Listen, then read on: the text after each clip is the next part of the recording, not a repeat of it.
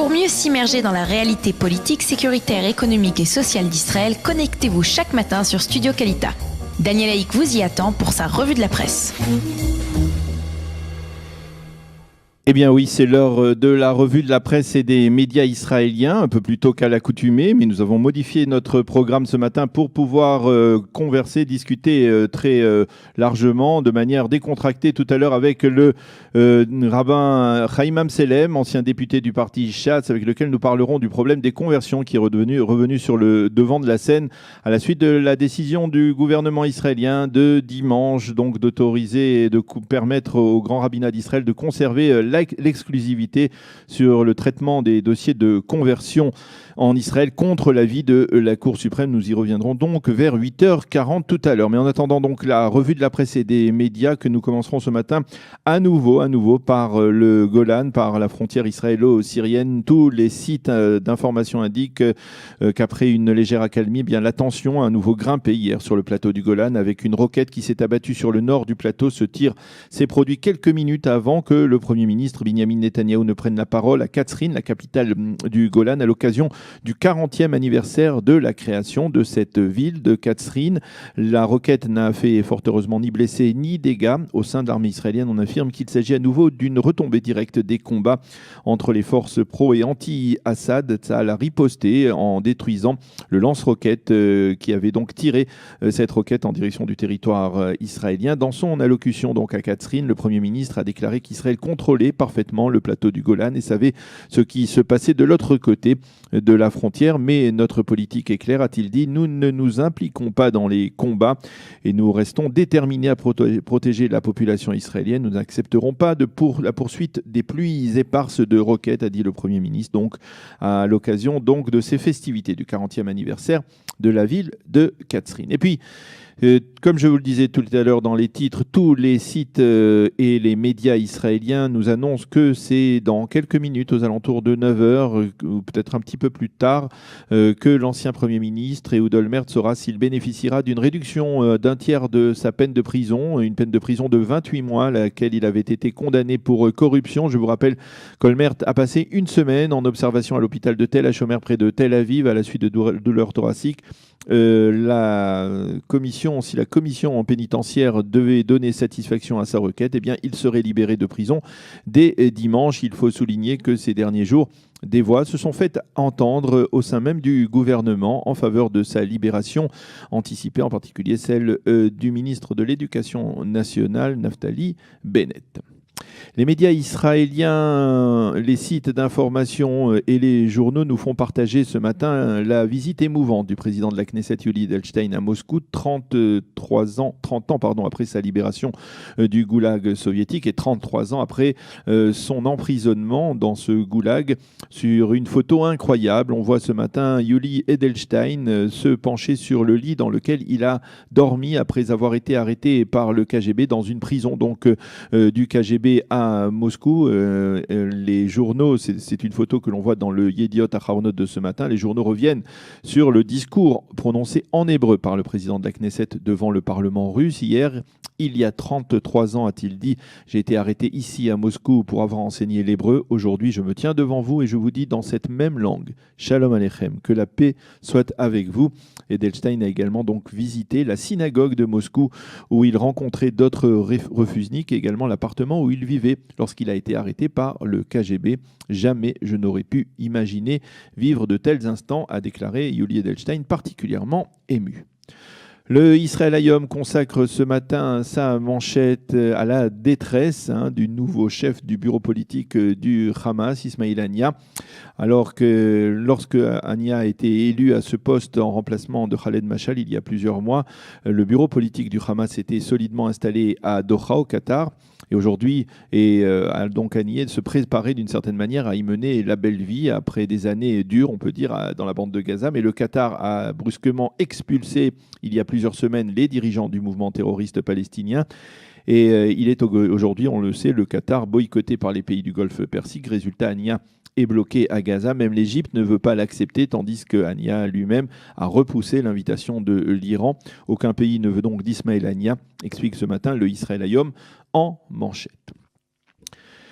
Le Yediot Aharonot, lui, affirme ce matin en manchette que la crise avec le judaïsme américain pourrait avoir de graves répercussions financières sur l'État d'Israël, qui risque d'assister à une baisse sensible des donations de philanthropes juifs américains, affectés donc par la décision du gouvernement de suspendre l'application des arrangements sur le Kotel, sur le mur occidental. Selon le Yediot Aharonot, les consulats d'Israël aux États-Unis auraient reçu au cours des derniers jours de très nombreux appels et des mails de donateurs juifs américains qui ont affirmé avoir perdu, je cite, toute confiance envers l'État d'Israël. Et le Yediot Aharonot, qui ne fait pas dans la dentelle, parvient même à chiffrer les dégâts causés par cette décision du gouvernement. 1 milliard de dollars de dons en moins, donc de la part du judaïsme américain.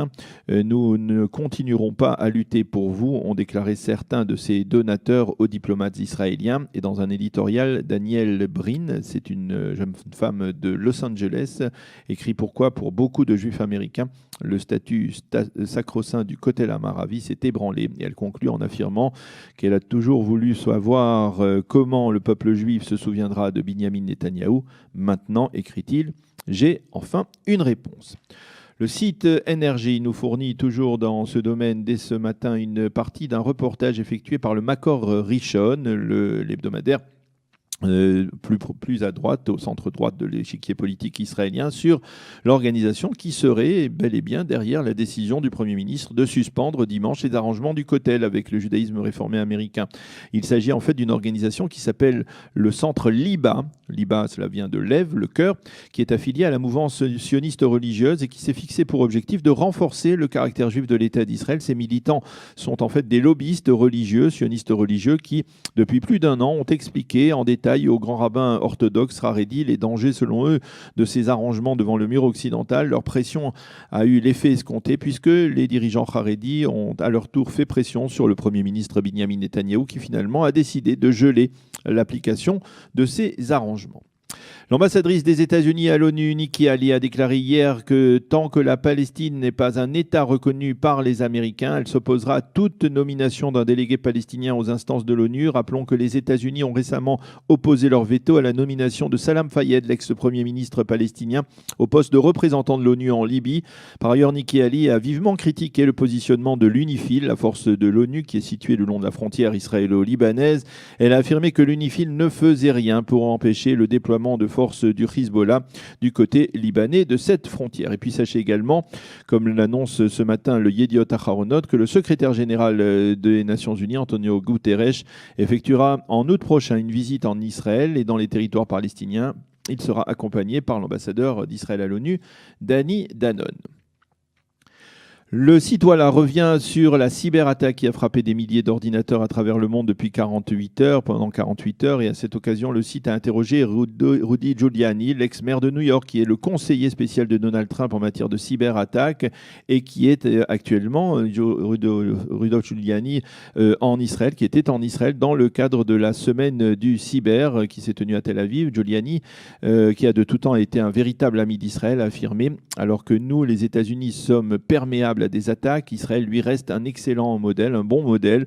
Les Israéliens ont réfléchi aux moyens de se protéger. C'est la raison pour laquelle j'ai fait le déplacement ici jusqu'à Tel Aviv. » Et puis à l'approche de la visite historique la semaine prochaine du Premier ministre indien Modi en Israël, le Yediot Aharonot nous révèle que l'une des personnes que Modi a souhaité rencontrer durant son séjour n'est autre que le jeune Moïse Holtzberg, dont les parents Rivki et Gabriel Holtzberg, qui étaient des shlichim du Rabbi de Lubavitch, ont été assassinés il y a 9 ans lors des attentats de Mumbai contre le Beth Rabat de la ville et qui avait été lui-même sauvé par sa nounou indienne. Ce sont les grands-parents de Moïse qui l'élèvent aujourd'hui à Kfar Chabad, près de Tel Aviv. Même la nounou indienne sera présente à la rencontre avec le Premier ministre indien qui sera en Israël pendant 3 jours à partir du 4 juillet prochain, et Modi visitera le Yad Vashem. Il se recueillera d'ailleurs au cimetière des armées britanniques de Haïfa où sont inhumés des soldats indiens qui ont combattu aux côtés des forces britanniques dans le cadre des forces britanniques il y a 100 ans durant la Première Guerre mondiale. Et il rencontrera bien entendu le président de l'État et le Premier ministre Binyamin Netanyahou. Et puis ce 29 juin, c'est la fin de l'année scolaire pour les classes primaires et donc c'est le début des grandes vacances. Et à cette occasion, le Yediot Aharonot nous offre un tableau d'actualité de loisirs pour les 2 mois de vacances qui vont débuter aujourd'hui. 2 mois qui risquent d'être un véritable casse-tête pour les parents qui vont devoir faire preuve d'ingéniosité pour trouver une activité à leurs enfants durant ces 2 longs mois de vacances. En marge, le Yediot Aharonot nous montre également les dangers de l'overboard, cette plateforme sur 2 roues qui est devenue la grande folie des enfants en Israël. En Israël, des dizaines de milliers d'appareils de ce type ont été vendus. Le ministère israélien du Transport a interdit son achat aux moins de 16 ans, mais concrètement, ce sont les parents qui achètent cet appareil et qui laissent leurs enfants bien plus jeunes l'utiliser, d'où le danger. Et puis le site Walla nous montre ce matin, depuis hier, même des images impressionnantes d'un mariage chassidique, on va dire plus moderne entre guillemets qu'à l'accoutumée. Pourquoi plus moderne ou plus libéral? Eh bien parce que on y voit dans ce mariage la mariée donner la main à son mari et également à son père qui est le Hadmour de Karlin, le rabbi de Karlin. On voit donc la mariée danser avec son père et son mari, main dans la main, le visage découvert et non comme c'est la tradition chez les chassidim, sans aucun contact physique et le visage de la mariée recouvert. C'était donc au mariage de la fille du rabbi de Karlin, un rabbin qui est considéré dans le monde orthodoxe comme plus tolérant, on va dire, que ses collègues, si l'on peut dire. C'est donc dans la page d'ouverture du site Voilà.